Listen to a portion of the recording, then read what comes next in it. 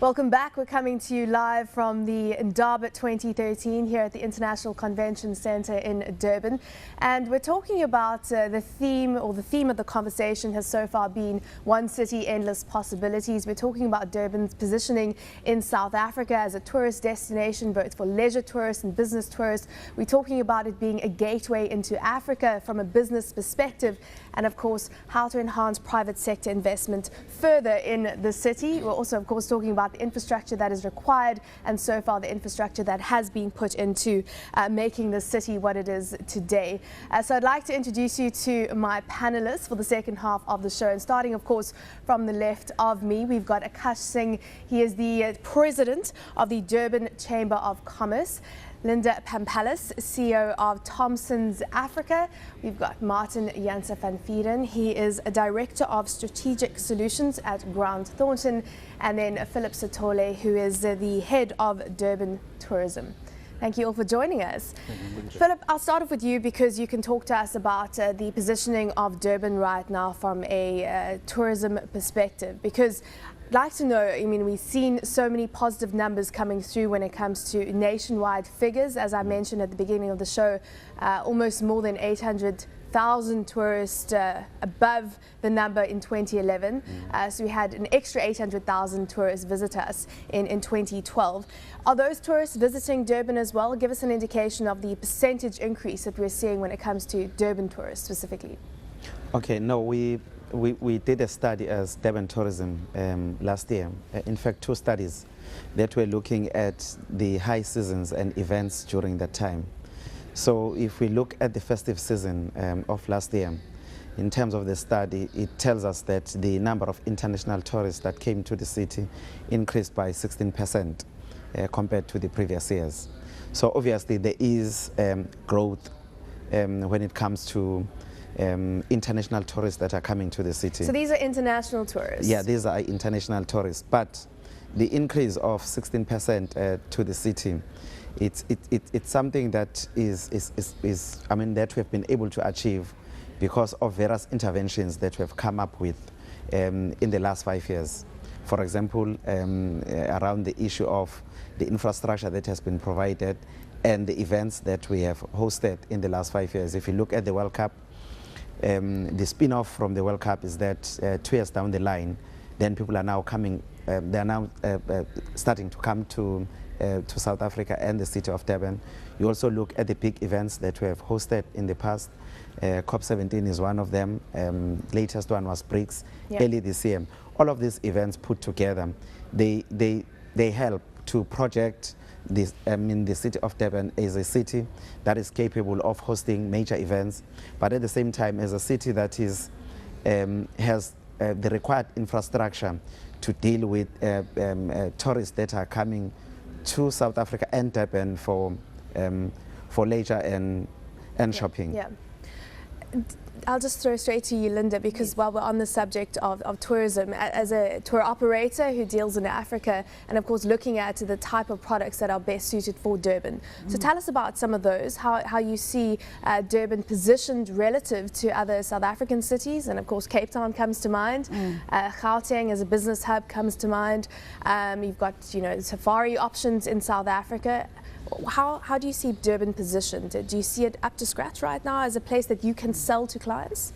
Well, Durban is getting much more exciting as it grows and develops, and the city fathers address the issues of the past. So the beachfront is a prime example, our stadium, and the general upgrade of the city, and of course Ishaka, the Dube Trade Port. All of these things make Durban have a bit of an excitement, an era about it, that something is new, that Cinderella is coming out from her being hidden.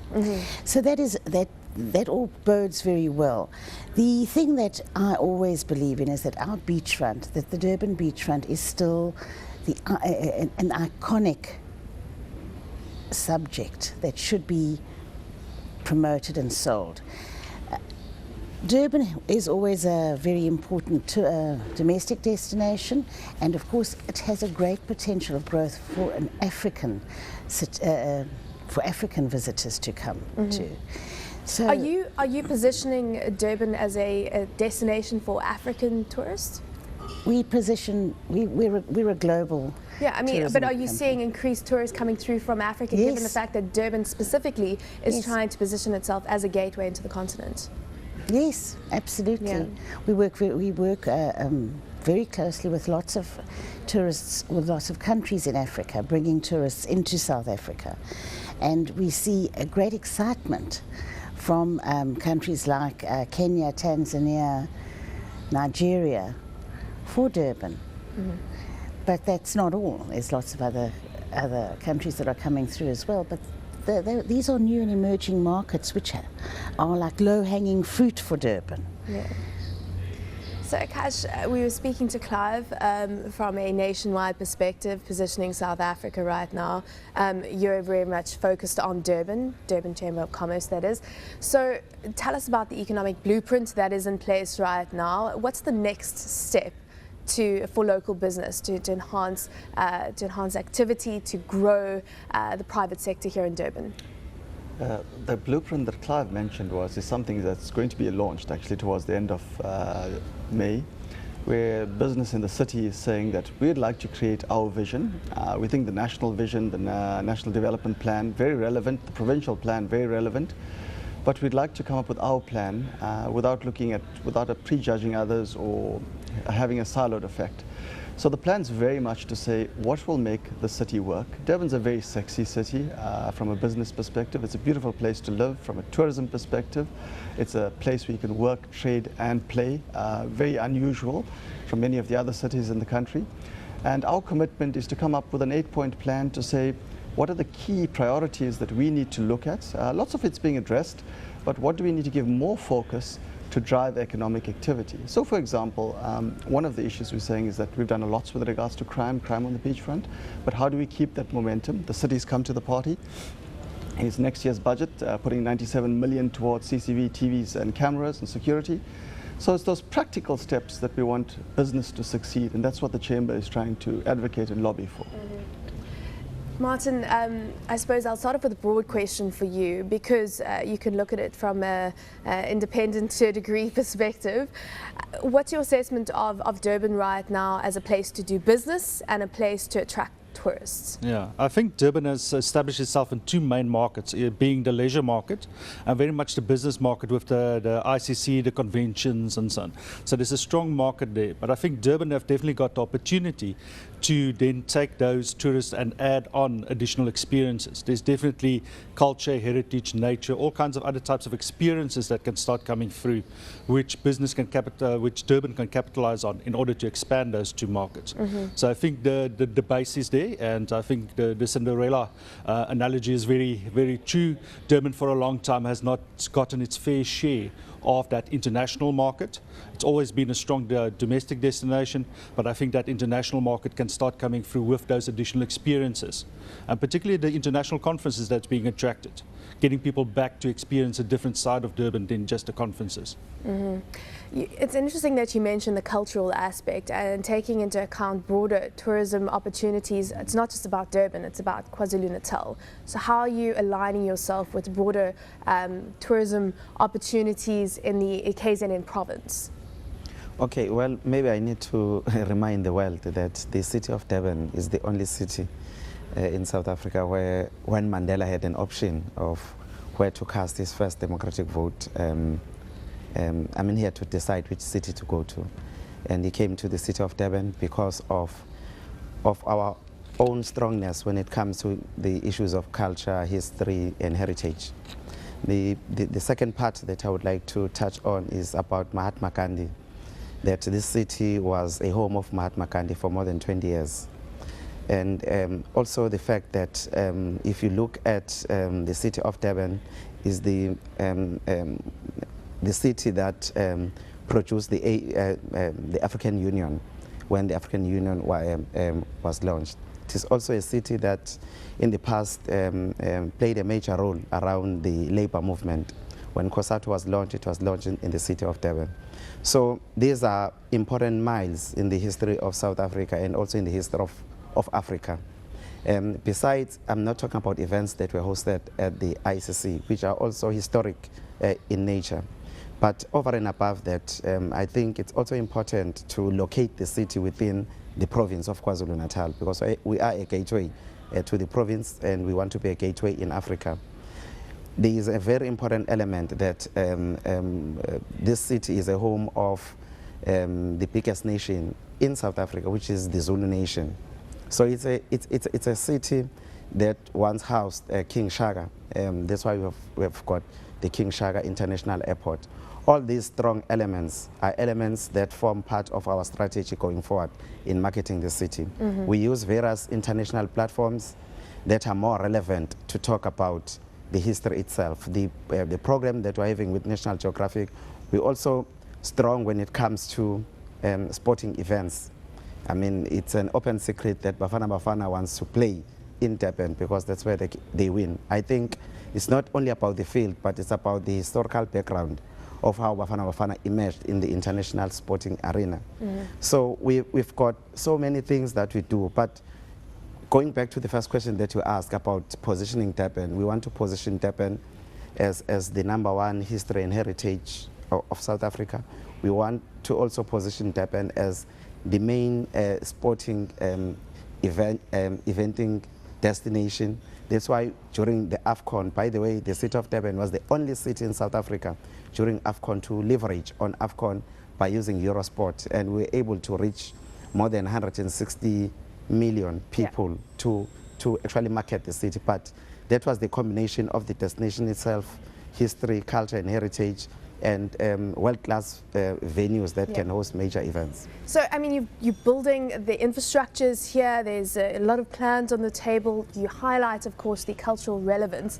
The competition is stiff. You look at Cape Town, and they've got also beautiful, it's a beautiful destination. They've got landmark sites. There's a cultural heritage there. So too in Johannesburg as a business hub, first and foremost. So what does Durban need to do more of to reach its growth potential? I think Durban has got various different unique selling points, and each city is different. There's a different kind of vibe, there's a different kind of feel to each kind of city, which leads to a different kind of experience. So I think Durban can definitely tap into the existing market. There is a circuit when international tourists do come traveling from Johannesburg to Durban to Cape Town, they are part of that, but they can offer different kinds of experiences. Durban is also uniquely positioned geographically in terms of its proximity to the new markets of India, China. It's the first international airport. Maybe there's something that can be done in terms of that. So I think it's about adding the experiences to what is existing and building on that in order for Durban to then add on and get its fair share. Mm-hmm. Tell us about some of the strategic partnerships that you have in place right now in order to attract tourists into Durban and KZN. Well, we seem to be talking a lot about international tourism and not really mining the fact that Durban is such an important domestic tourism destination. So it's quite I think interesting to maybe just touch on the difference between domestic and international tourism or over-the-border tourism. The domestic element in Durban is extremely important, and it is a big economic growth, economic driver, because the domestic tourist will stay 7 days or 14 days, and they will invest a lot of money in the city, and they're a very important element. And potentially buy property here. And potentially buy property. What Durban is doing now is that it has a more upmarket offering, so that we can also attract not only the self-catering holiday maker, but we're also attracting the 5-star leisure holiday maker here with the advent of the new 5-star offerings in Umhlanga, etc. And that's a very important business tourism sector that we must never ever forget. And because there's so much potential within our country to bring these to grow tourism into Durban. We're well positioned to Johannesburg and the hub of business there. And of course, we also get tourists that come up here from Cape Town in the winter. Our winter is our high season with our fantastic weather that we have during the July And I period. can certainly attest to that, having Yes. come here from Johannesburg. Yeah, so we really have now. So the domestic market is a key strategy for Durban. Okay. Okay. International market, yes. When working in the international market, you always have to try and we have to understand what that market wants. So yes, we are well positioned for the Chinese market, but what does the Chinese visitor want when he comes to South Africa? And does Durban offer what the Chinese visitor wants? And these are all kinds of things that we should talk about when we understand when we go out to market Durban, before we can think that will make a huge impact in our lives. So, yeah. I'd like to talk more about infrastructure developments here and how that's supporting businesses, because Transnet is spending a lot of money on its ports here and the rail. From the ports, we've got the new Dube Trade Port. How do you see those two elements fostering business in Durban? I think those are two significant investments that government has made to provide a platform for business. I think they're going to mature in a few years' time. I don't think there's going to be instant maturity. I think it's going to be a lot of hard work and effort, but I think we've got an unbelievable benefit we've mentioned earlier, not only for tourism, for trade as well, where we're located. So I think the Dube Trade Port, the new petrochemical port that's being built, is significant investment. I think the port is over 50 billion rand that's going to be invested. It's going to create lots of opportunity for businesses. It's going to extend the maritime value chain, and that's what's interesting. It makes us a petrochemical port and can include those services that we offer more extensively in terms of global trade. We become a key player in terms of maritime in the petrochemical sector. So that for us, we're very, very, very excited.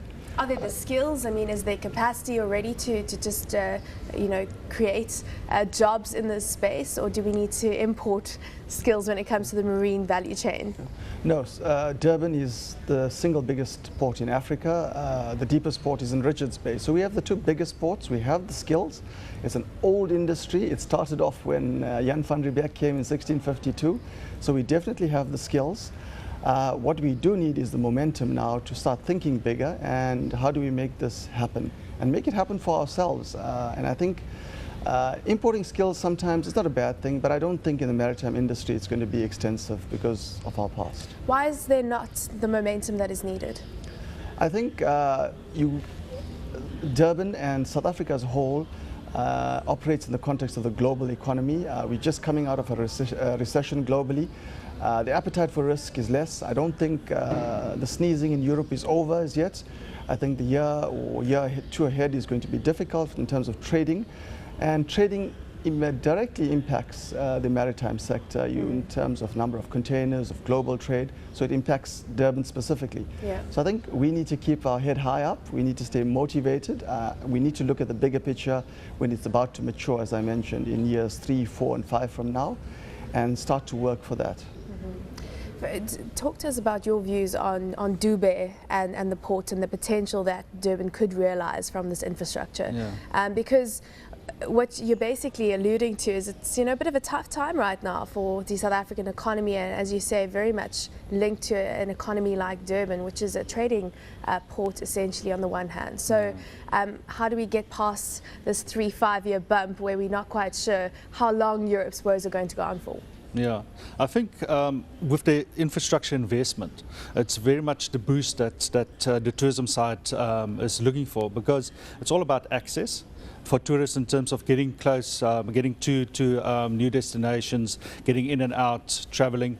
But business tourism is also a very important component of the whole tourism picture, and it's sometimes a little bit forgotten that we focus on leisure and not enough on a business tourist, because it's not only coming here for a conference but also in order to come to do business, and that's where Dube Trade Port and these other types of developments come in, because you've got engineers that need to come in to do certain work, to travel. They stay in hotels, they fly in the planes, they rent the cars. So it's a very important part in itself, just simply that infrastructure investment, and then once that infrastructure investment is realized and starts to develop, it then boosts the rest of the tourism industry. So I think it's a very important part. What to do more? Well, there's always a need for more infrastructure, need for more better access, need for From public your perspective, though, transport. I mean, where are the needs greatest at the moment? Because a lot of money, 7 billion rands, the Deputy Mayor was talking about, has gone into infrastructure already. Where the needs are still obvious?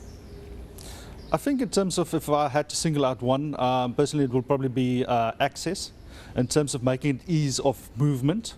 Tourists, if it's easy enough to hop into either a taxi or a bus or use a train, because we always think about air access, but it's also land transport, making it easy enough to go visit an attraction, go out in the evening, go visit a restaurant, all of those kind of infrastructure as well. It plays a part. The CCTV cameras were being mentioned. Safety and security also make sure that is always paramount, and making sure that it's never an issue because it's always being taken care of. Yeah. From a planning perspective, so what are the plans to make sure that logistics and movement within the city is improved upon? You know, is that something that you're looking at right now, you see as an area to enhance? Yes, if you look at big cities in the world, one of the important things that they do is to deal with issues of transport and logistics. More especially when it comes to tourism. I mean, if you go to London, we've got various options that you can use. It's either the tube or the taxi or the bus and so on. And one of the important elements is the fare that you pay. I mean, in one ticket, you can be in the bus or in the train. So the city of Durban has adopted an integrated rapid transport system that is going to be implemented in phases. So it's targeting various nodes within the city. For example, we are talking about the movement of people from their homes to the places of work. Secondly, it also targeting nodes that are related to tourism. So in other words, how do you promote the movement of people that are going to work, but at the same time deal with the movement of tourists within the city? I'll give you one example. One of the nodes is between the Wamashu and Umhlanga rocks. So obviously Umhlanga is the node for tourists, but Wamashu is the place where most people would go to either Umhlanga or Durban, I mean, for work.